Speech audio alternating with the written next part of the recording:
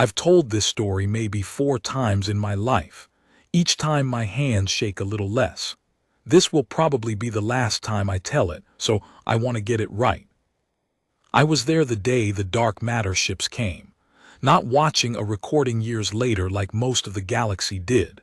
There, in the room, with my own 2 eyes on the readouts and my own coffee going cold in a cup I never picked up again.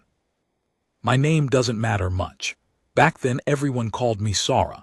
I was a third-tier sensor analyst on Waystation Threshold, which is a fancy name for a very lonely place. Picture a metal ring the size of a small moon, hanging at the edge of nowhere where 4 shipping lanes crossed in the dark between 2 arms of the galaxy. We weren't military. We weren't important. We logged traffic. We sold fuel and breathable air to anyone passing through. We watched the long, empty dark and we wrote down what crossed it, and 99 days out of 100, nothing did. I want you to understand how quiet it was out there. That matters for what comes later. Threshold sat so far from any star that the windows showed almost pure black. No sunrise, no weather, just the slow turning of the ring and the hum of the recyclers and the smell of the place, which was always the same, hot metal and old air, and the faint sourness of too many species breathing the same recycled atmosphere for too long. There were maybe 900 of us aboard, 40-odd species. We didn't all like each other. But out there, that far from home, you got close to people you'd never have spoken to anywhere else. The dark does that. It makes a family out of strangers. My shift partner was a Velthari named Ankesu. Tall, gray, 4 arms, a voice like wind through a canyon. The Velthari were an old species, older than most of the galaxy's spacefaring races by a long way, and they carried themselves like it. Calm, slow to speak. When Ankesu got nervous, the small frill behind their head would flatten, and in 9 years of working beside them I had seen that frill go flat exactly twice. I saw it go flat a 3rd time that day, and the day after, half the things I thought I knew about the galaxy weren't true anymore. Let me set it up properly, because the setup is the part nobody believes. In those days, humans were a joke. I mean that.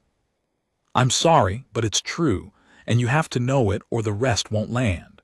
Earth had only joined the wider galaxy about 60 years before all this. 60 years is nothing. The Velthari had been crossing the stars for 40,000. The coalition that ran the shipping lanes was built on species that had star charts older than the human spoken language. And here came these loud, soft, short-lived primates from a backwater water world, with their clumsy fusion ships and their strange insistence on naming everything after their own myths, asking to be taken seriously. We didn't take them seriously. None of us did. There were maybe a dozen humans on Threshold, dockhands mostly, a cook, a trader named Merk who'd lost a leg somewhere and never said where. They were good workers, I'll give them that. Humans worked like the dark was chasing them, like they were trying to cram 3 lifetimes into the one short life they got. But nobody thought of them as dangerous. Nobody thought of their species as anything but the newcomers, the kids, the ones who'd get themselves killed in some war between the real powers if they weren't careful. The thing about humans that the galaxy missed, the thing we all missed, is that they came from a world that had spent 4 billion years trying to kill them. Predators, plagues, each other, ice ages and asteroid strikes, and a planet that flooded and burned and froze in cycles. Every other spacefaring species I knew of had come up easy, more or less. Stable worlds, slow competition. The humans came up the hard way, clawing, and they brought that with them into the dark, folded up small inside their soft bodies where you couldn't see it until you needed to. We were about to need to. It started as a whisper on my board. That's how everything starts out there, a whisper, a number that's slightly wrong, a smudge on a readout that should be clean. I was 11 hours into a 14-hour shift, bored, half watching a trade convoy that was due through lane 3. The convoy belonged to the Hesh, a gentle, shelled species, traders and farmers, the kind of people who'd give you their last ration if you looked hungry. 40 ships. Family clans, most of them, moving their whole lives between worlds the way the Hesh did. Generation ships in miniature, grandparents and eggs, and everything in between packed into slow, fat freighters that wouldn't outrun a bad mood. And something was hunting them. I didn't see it at first. I saw the Hesh convoy change course, a small thing, a few degrees, the kind of correction that means a navigator got nervous. Then I saw them bunch up. Convoys spread out in clean space to save fuel. They only bunch up when they're scared. Then the lead Hesh ship pinged us, and the message came through on the open channel, and Kesu and I both went still. Threshold Station, this is Clanmother Vesh of the Hesh convoy Patient Tide. We are being pursued. We request, we beg, sanctuary. There is a Sarrn raider group on our track. We cannot outrun them. We have 4,000 souls aboard, most of them young. Please. A pause and then quieter, the part that stuck in me. We have nowhere else. The Sarrn. I need to tell you about the Sarrn, and I need you to believe me, because people who came into the galaxy after this day think the Sarrn were always a footnote. They weren't. Back then, the Sarrn were the thing in the dark that everyone was afraid of. Reavers. Slavers. A species that had thrown away whatever they'd once been and rebuilt themselves around taking ships, taking cargo, taking people. They moved in raider packs in long black vessels bristling with weapons, and when they caught a convoy, the lucky ones died. The coalition couldn't stop them. Nobody could. The Sarrn were faster, meaner, and they didn't care about the rules the rest of us had agreed to live by. A Sarrn raider pack had locked onto 4,000 Hesh farmers, and those farmers were running for a fuel station with no weapons and a crew of analysts and cooks. Kesu's frill flattened against their skull, third time in 9 years. We can't fight them, they said very quietly in that canyon wind voice. Sarrn, we have nothing to fight them with. I remember looking at my board. I remember the cold going up my spine, the real animal cold, the kind your body produces when some old part of it understands you're about to watch something terrible and be able to do nothing. 40 ships, 4,000 souls, most of them young. I keyed the channel. My voice came out steadier than I felt, which I've always been a little proud of. Patient Tide, this is Threshold. We hear you. Come to us. And there I stopped, because what was I going to say? We'll what? Open the docking ring and let the Sarrn follow you in and take all of us too. We'll do what we can, I finished. It was a lie, and the Clanmother knew it was a lie, and she thanked me anyway. And that thank you was one of the worst things I've ever heard, because it was the gratitude of someone who knows they're going to die and is grateful you'll at least be a witness. The station commander came onto the deck about then. Her name was Tavan Reyes, half human, actually, which I didn't think about until much later. She'd been born of a human father and a Drellin mother on a colony world, and she had her mother's height and her father's stubbornness, and she ran Threshold like a woman who decided a long time ago that being unimportant didn't mean being useless.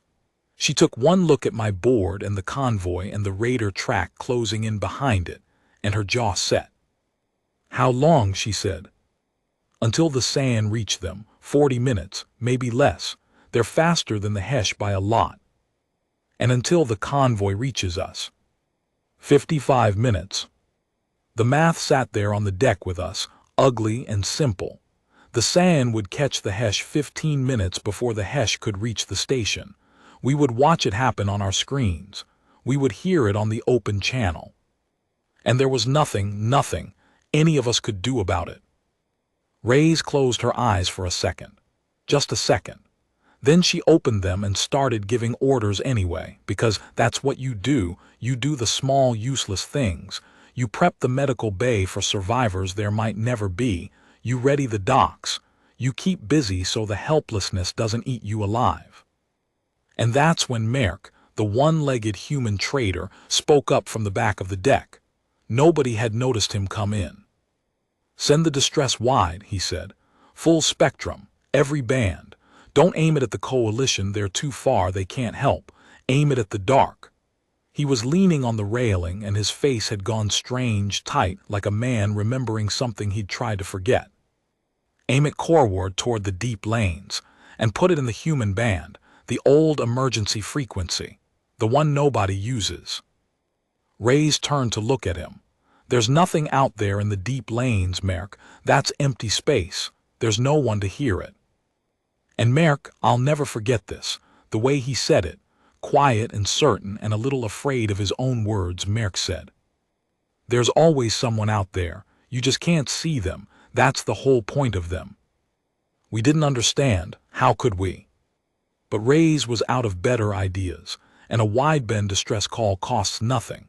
So she nodded at me, and I opened every channel Threshold had, and I sent the convoy's plea screaming out in every direction at once, including, because Merk asked, on a dead human emergency frequency aimed at empty space, toward the deep dark coreward lanes where the charts said there was nothing at all.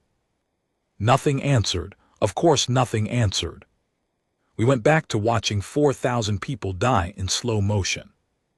The sand pack came up on my board now, clear and close, 11 raider vessels, long and black and ugly, accelerating hard. The Hesh convoy was a cluster of slow, warm dots fleeing ahead of them. The gap between them shrank with every breath. 40 minutes became 30. 30 became 20. On the open channel we could hear the Hesh now, not screaming. That's the thing, they weren't screaming, they were singing. Some kind of clan song, low and harmonized. 4,000 voices on 40 ships singing together as the dark closed in, and Ankesu translated a little of it for me in a whisper and then stopped, because they couldn't. It was a song about going home, about the tide coming in, about being patient because the water always comes back. 20 minutes became 15. And then my board did something I had never seen a board do. It went blank, not broken blank, not error blank. It went blank the way a room goes quiet when something large walks in, like every sensor I had was suddenly looking at something so far outside what it understood that it just stopped. The numbers didn't error out. They withdrew, as if the instruments themselves had taken a step back. Sarrn, Ankesu's voice had no canyon in it anymore. It was tiny. Sarrn, what is that? I looked up at the main display. Out in the deep dark coreward, in the empty space where the charts said there was nothing, between the dying convoy and the cold stars behind it, the black was bending. Not glowing, not opening, bending, like there were enormous shapes out there made of the same darkness as the space around them, and the only way you could see them at all was by the way the distant starlight curved as it passed, the way light bends around something with terrible mass. Vast curved absences. Shapes the size of cities, the size of mountains, the size of nothing I had a word for, sliding through the dark with no engine glow, no running lights, no heat, no sound, invisible except for the way the universe itself leaned away from them as they passed. There were dozens of them, and they were coming fast. I heard Merk behind me, let out a breath he'd maybe been holding for 60 years. There they are, he said softly. Hello, you beautiful monsters. I didn't know it yet, but I was looking at the dark matter ships. I was one of the first beings in the galaxy outside of Earth to ever see them. And nothing, not for me, not for the Hesh, not for the Sarrn, not for anyone, was ever going to be the same again. Nobody on the deck said anything for a long moment. We just watched the dark bend. I've tried over the years to describe what it looked like to people who weren't there, and I always come up short. The closest I've gotten is this. You know how, on a still pond, you can see the wind coming before it arrives. You see the water start to shiver in a line, moving toward you, and you know something's coming even though the air itself is invisible. It was like that. We couldn't see the ships. We could only see the dark reacting to them. A line of distortion sweeping across the star field, faster than anything that size had any right to move, and behind the distortion where the ships actually were, just a deeper black. A black with edges. A black with intention. Ankesu was gripping the edge of the console with all four hands. 40,000 years, they whispered. 40,000 years my people have crossed this dark. We have catalogued every species, every drive signature, every weapon. There is nothing in any of our records that moves without heat. Nothing. It is not possible. A ship needs to push against something to move, and pushing makes heat, and heat we can see. The frill behind their head was flat as paper. These push against nothing we can measure. They should not exist. They exist, Merck said. He'd come up to the front of the deck now, leaning on the rail beside me, and his eyes never left the display. They just don't push against the stuff you can see. I turned on him. I think I was a little angry, the way you get angry at the one person in the room who isn't as terrified as you are. Merck, what are they? You knew they'd come. You sent that signal like you were calling someone you knew. What are they? He was quiet for a second. Then he said, "Have you ever heard a human use the words dark matter?" I hadn't, most of us hadn't. It wasn't a coalition term. It's an old idea from Earth, he said. Older than spaceflight even. Our scientists worked out hundreds of years ago that everything we could see, every star, every world, every ship, every body in this room, all of it together was only a small piece of what's actually out here. Most of the universe is made of something else. Something that has mass, real mass, more mass than all the stars put together, but doesn't shine, doesn't burn, doesn't bounce light, doesn't touch normal matter at all except by pulling on it. It's everywhere. It's passing through you right now, through this station, through that convoy, an ocean of it. And for hundreds of years it was just a number in a book to us. A ghost we could prove was there but could never hold. He tapped the rail. And then, about 40 years ago, somebody on Earth figured out how to hold it. I remember the silence after that. Even the recyclers seemed to go quiet. You built ships out of it, I said. Out of the thing nobody else can see. Out of the thing nobody else can see, Merck agreed. Or touch, or shoot, or detect until it's right on top of you. You can't sensor lock what your sensors are built to ignore. You can't shield against a mass that passes straight through your hull like it isn't there. You can't run from something that doesn't care about your engines, because it's not pushing on the same universe you are. He let out a slow breath. Earth spent 40 years building a fleet in the one place in creation where nobody could watch them do it. The whole galaxy looking down on the little newcomer species, the joke, the kids, and the whole time in the dark, in the deep lanes, in the parts of space everybody flies past because the charts say there's nothing there. He nodded at the screen, at the bending black. There was always something there. The sand saw them now too. You could tell from the way the raider pack reacted. Those 11 long black ships had been bearing down on the Hesh in a clean predatory wedge, confident, unhurried, the body language of hunters who'd done this 1,000 times and never once been interrupted. And then the formation broke. They scattered just slightly, the way a school of fish scatters when a shadow falls over the water. Their weapons came up. I could see the energy spikes on my board, the hard, bright signatures of charging guns. They were trying to lock on, trying to find a target. There was nothing to find. The dark matter ships gave their sensors nothing. No heat to track, no hull to range, no engine to predict. The Sarrn weapons swung back and forth across empty space, hunting for something they could feel coming and could not see. And I watched the energy readings of those guns, and I swear I could feel the panic in them. The panic of a predator that has just understood, for the very first time in its life, that it is not the most dangerous thing in the dark. The bending black slid between the Sarrn and the Hesh. That was the first thing the dark matter ships did. They didn't fire. They didn't charge in. They came up out of the deep lanes at a speed that made my instruments flinch, and they simply placed themselves. Dozens of vast invisible shapes sliding into the gap between the predators and the prey and stopping there. A wall. A wall made of the most massive objects I had ever failed to see, standing in the dark between 4,000 farmers and the things that had come to take them. And then a channel opened. On the human emergency band, the dead one, the one Merc had told us to use, a voice came through to the whole region, broadcast wide so everyone heard it at once. The Hesh, the Sarrn, us. It was a human voice, a woman's, calm, unhurried, almost gentle. She spoke in the coalition trade tongue so everyone would understand, and what she said was this. Sarrn vessels, this is the deep patrol, you are going to stop now. That was all, no threats, no list of weapons, no warning shot. Just, you are going to stop now, the way you'd say it to a child reaching for something hot. The Sarrn answered the way the Sarrn always answered. They fired. All 11 ships, everything they had, straight into the wall of bending black.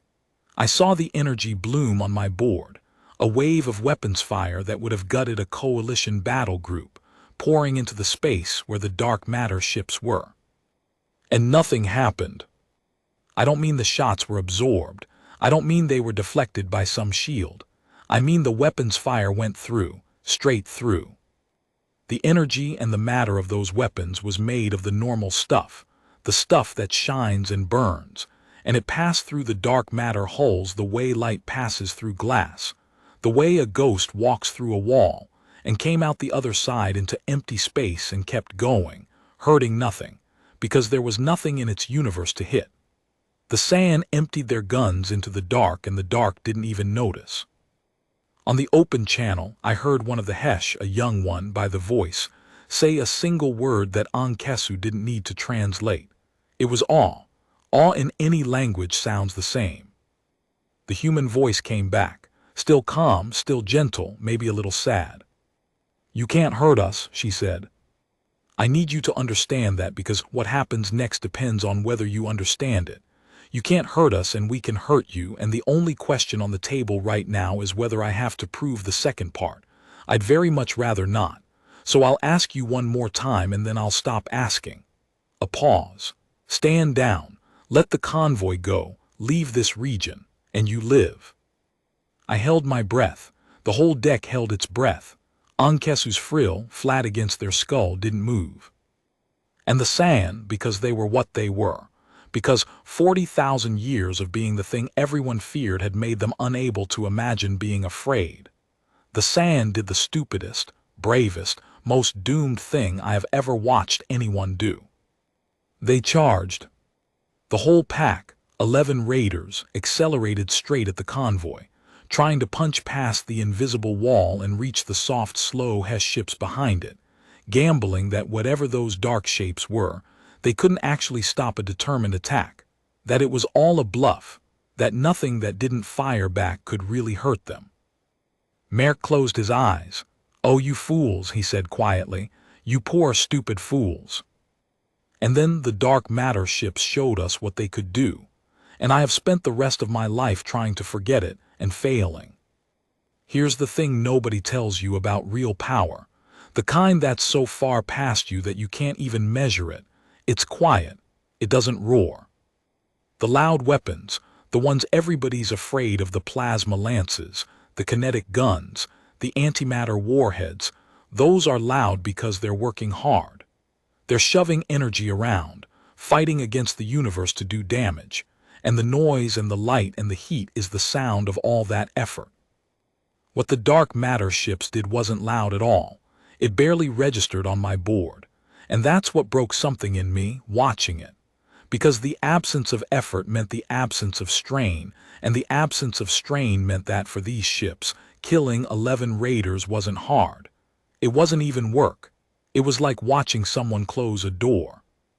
The Sarrn pack charged the wall. 11 black ships at full burn, weapons screaming, trying to thread the gap and reach the convoy. And the dark matter ships reached out and took hold of them. Not with a beam, not with a field I could name, with mass, with gravity. You have to understand these were objects more massive than anything I'd ever failed to detect, and mass bends space, mass pulls, and they could shape that pull the way you or I might shape our breath. They reached into normal space with the one thing dark matter does touch, gravity, the oldest force, the one that doesn't care what you're made of, and they simply took hold of the Sarrn ships. On my board, the first Raider's velocity readout did something I had never seen a number do. It went sideways, not slowed.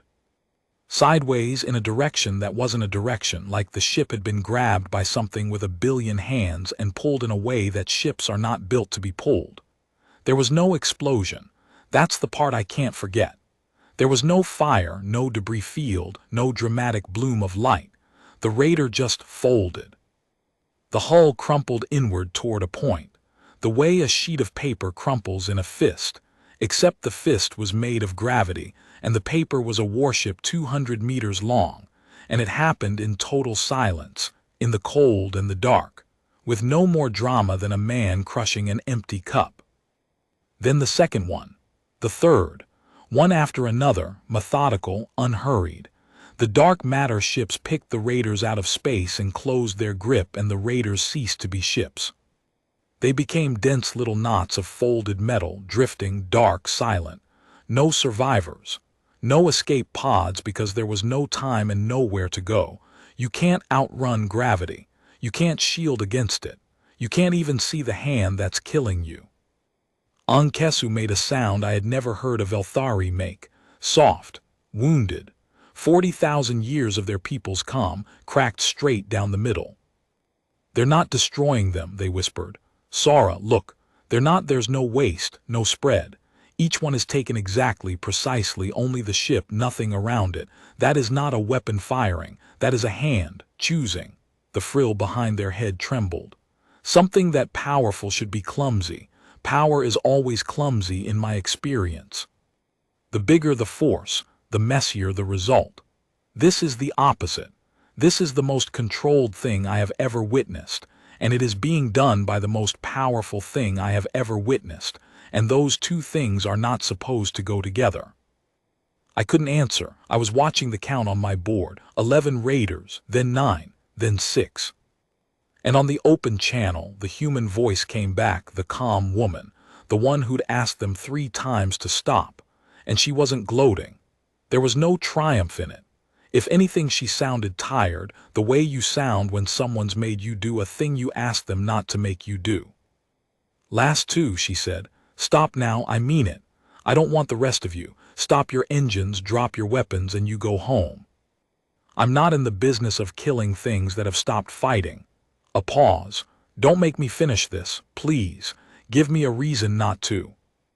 And the last 2 Sarrn Raiders, the final 2 ships of a pack that, 20 minutes ago, had been the most feared predators in this whole region of space, cut their engines. Just like that. Dead stop in the dark. Weapons powering down, the energy signatures on my board dropping to nothing. Surrender from a species that, as far as the records showed, had never once surrendered to anyone, because no one had ever given them a reason to. The human voice let out a breath you could hear. "Thank you," she said, and she meant it. That's what got me. She thanked them. 2 ships full of slavers and murderers, and the moment they stopped, she thanked them, because in her mind the killing had never been the point, the stopping was the point, and they'd finally let her have it. "Power down fully. My people are going to come look at you. Don't do anything clever. You'll be escorted out of the region and released at the border. Tell the others what you saw here. That's the price. You live and you tell them." I learned later that the Sarrn kept that bargain, that the 2 survivors went back into the dark and told their kind what waited in the deep lanes now, and that within a year the Sarrn raids, the raids that the entire coalition with all its fleets had never been able to stop, simply ended, not because the Sarrn were destroyed, because they were afraid.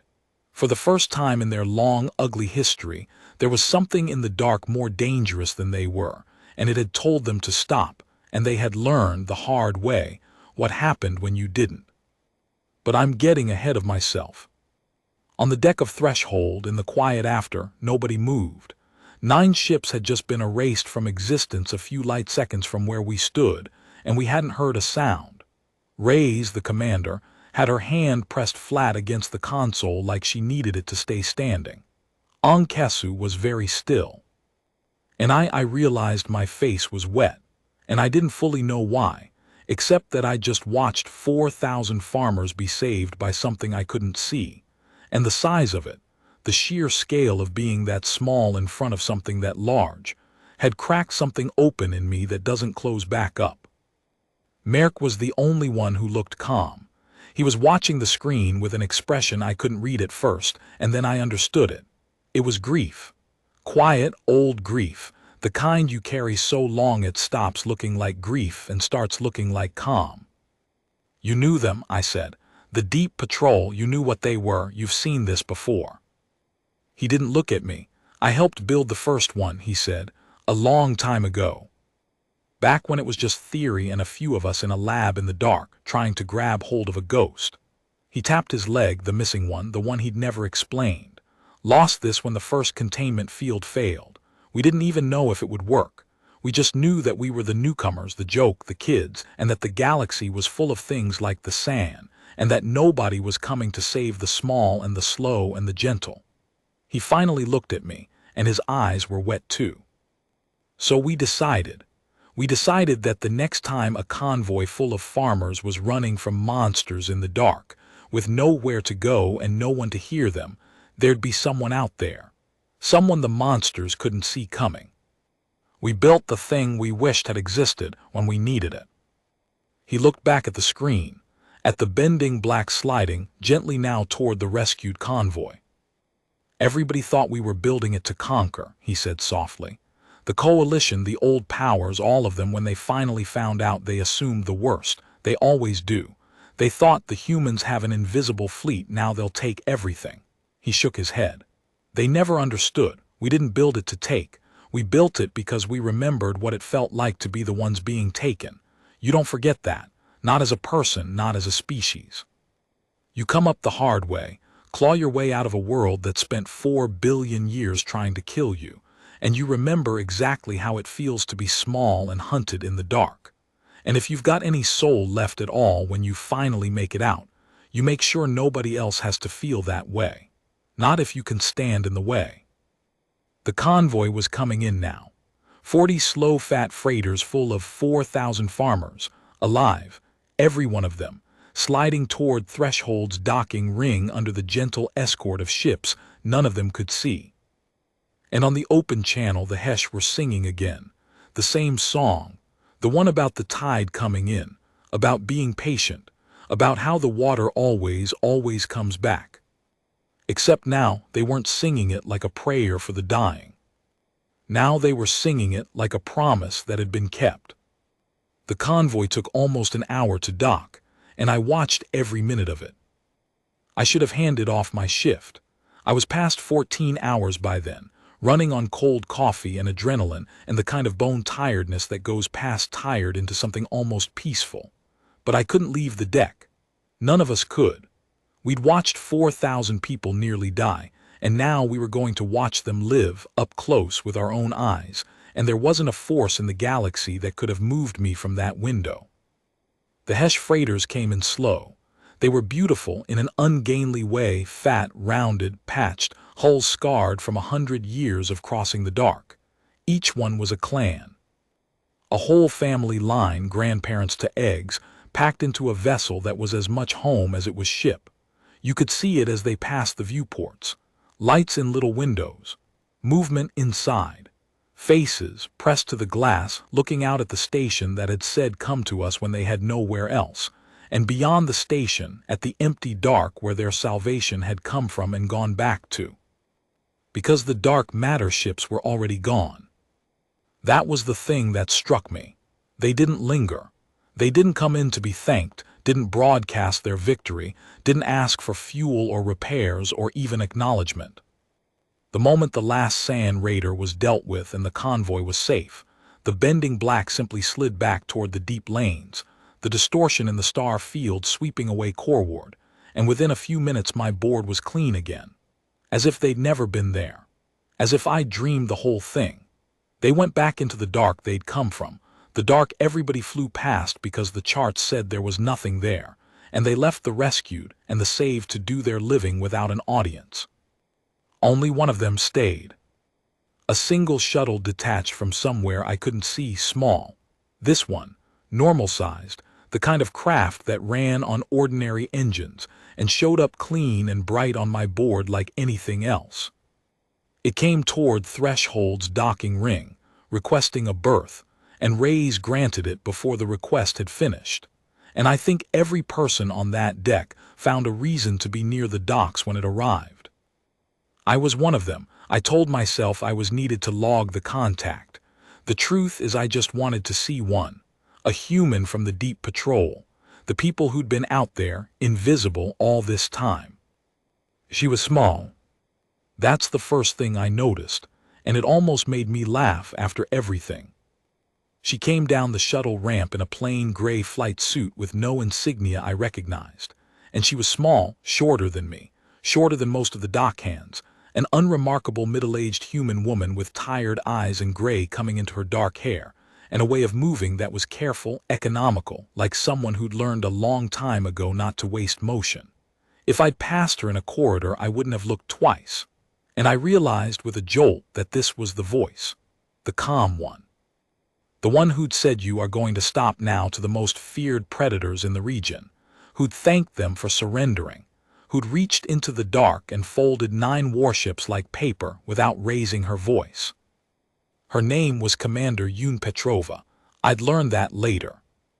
In the moment, she was just a small, tired woman walking into a crowd of 40 species, who'd all just watched her do the impossible, and who all went quiet as she came down the ramp.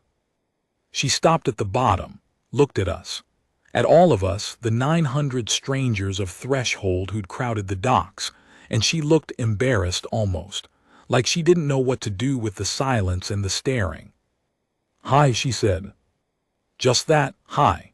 The understatement of it nearly took my legs out from under me. It was Clanmother Vesh who broke the spell. She'd come across from her freighter the moment it docked, an old Hesh, her shell gone soft and gray at the edges with age, leaning on a younger one for support, and she crossed the deck to the small human woman and lowered herself down, slow and painful, onto the floor in front of her. The full bow. The deepest one the Hesh have, the one they give to almost no one, the one that means I owe you a debt I cannot pay. "Please," Petrova said immediately, crouching, reaching out. "Please don't, you don't have to." 4,000, the Clanmother said. Her translator rendered her voice flat, but you didn't need the tone, you could hear it underneath. 4,000 souls, most of them young, my grandchildren, their grandchildren that will now exist because of you. You will let me bow. You do not get to take this from me. It is the only thing I have to give you, and you will let me give it. And Petrova, the woman who commanded ships that could crush warships without effort, knelt down on the deck in front of an old farmer and let herself be thanked, and I saw her own eyes go bright, and she put her small human hand very gently on the old Hesh's shell, and she said, "Then thank you. Thank you for letting me be there. It's all we ever wanted, to be there." I have replayed that moment 10,000 times. The most powerful being I had ever seen, kneeling on the floor, letting a farmer thank her, and acting like the thanks was the gift and not the rescue. Ankesu was beside me. The Velthari, 40,000 years old as a species, who had catalogued everything in the galaxy worth cataloging. And they were watching Petrova with an expression I had never seen on them, an expression I didn't have a name for until much later. When I understood it was the look of someone revising their entire understanding of the universe in real time and finding, to their own surprise, that the revision made them hopeful instead of afraid. "My people made a mistake," Ankesu said quietly. "A long time ago, when the humans came, we looked at them and we saw what they were: short-lived, soft, loud, primitive, young. And we decided that was all they were. The frill behind their head, which had been flat with terror for an hour, slowly lifted, smoothing back into its resting place. We forgot to ask what they wanted. We measured what they could do and never once asked what they would do with it. And it turns out that is the only measurement that has ever mattered." They looked at me. "We have been afraid of the wrong thing for a very long time, Sarrn. We were afraid of power. We should have been watching for what kind of soul was holding it." I didn't say anything. I didn't have anything worth adding to that. Later, much later, after the crowd had thinned, after the medical teams had checked the Hesh and found them shaken but whole, after the food had come out, and the strange impromptu celebration had started spreading through the station the way relief does, I found myself standing near the docks with Commander Petrova. She was leaning against a railing, drinking a cup of the same terrible station coffee I'd let go cold hours ago, looking out the viewport at the dark. I didn't know what to say to her, so I said the dumbest thing, the thing that had been rattling in my head since the bending black first appeared. How long were you out there, in the deep lanes, watching? She thought about it. This patrol, about 8 years. 8 years, I stared at her, in the dark, invisible. Just waiting for something like this to happen. For something like this to happen, she agreed. She took a sip of the coffee and made a face at it, and somehow that small human grimace after everything was the thing that finally made her real to me. Most of those 8 years, nothing happens. You sit in the dark in a ship nobody can see, in the part of space everybody flies past, and you watch the lanes and you wait. It's boring, it's lonely. You miss the sun, there's no sun out there, just the deep black. And every so often, maybe once a year, maybe less, a call comes in. She looked at me. A convoy running, a station under siege, somebody small and slow with monsters in the dark behind them and nowhere left to go, and you go. And for about 20 minutes, all 8 years are worth it. Why hide? I asked. You could, with what you have, you could rule the whole galaxy. Openly. Nobody could stop you. Why stay in the dark? Why let everyone keep thinking you're the joke species, the kids, the newcomers, when you could just? Because the moment you show that kind of power, she said, everyone organizes against you. That's just what happens. Everyone's seen an empire before. Everyone knows that story. The big power shows up, makes its threats, demands its tribute, and the whole galaxy spends the next 1,000 years either bowing to it or trying to tear it down. She shook her head. We didn't want to be an empire. We wanted to be the thing in the dark that the monsters are afraid of and the farmers never have to know about. You can't do that from a throne. You can only do it from the deep lanes, quiet, where nobody's looking, where the only people who ever find out what you really are. She nodded out at the rescued convoy, at the lights in the freighter windows, at the Hesh, are the ones you came to save. She finished her coffee.